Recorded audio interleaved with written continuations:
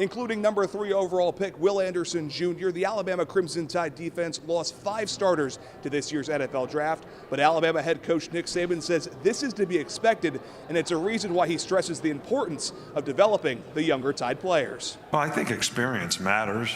I really do.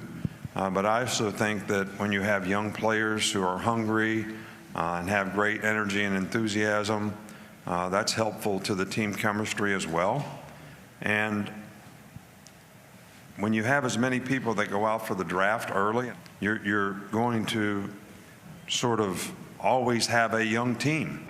Well, it's impossible to talk about the differences between last year's defense and this upcoming year's defense without touching on the departure of Will Anderson Jr. The 2-time SEC Defensive Player of the Year is now a Houston Texan, but it sounds like he certainly left an impression on those still in the Alabama program. I feel like I wouldn't be who I am today without him. I'll say that.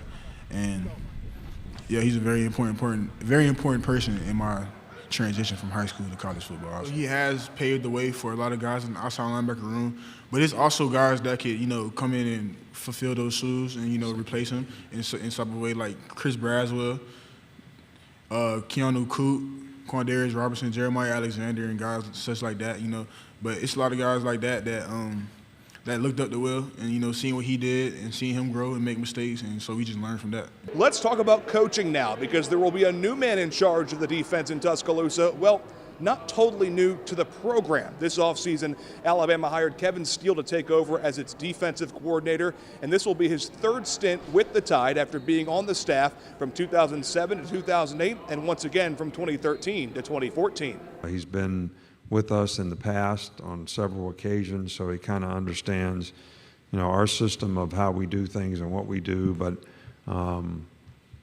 so it was a combination of his knowledge and experience as well as his familiarity with, how we do things that made it I think a good choice for us.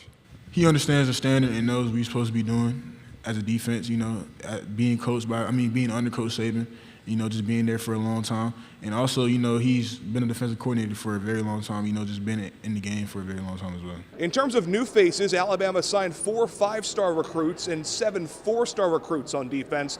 Plus, they added 3 defensive players in the transfer portal. Alabama took the podium 45 days ahead of its regular season kickoff with Middle Tennessee.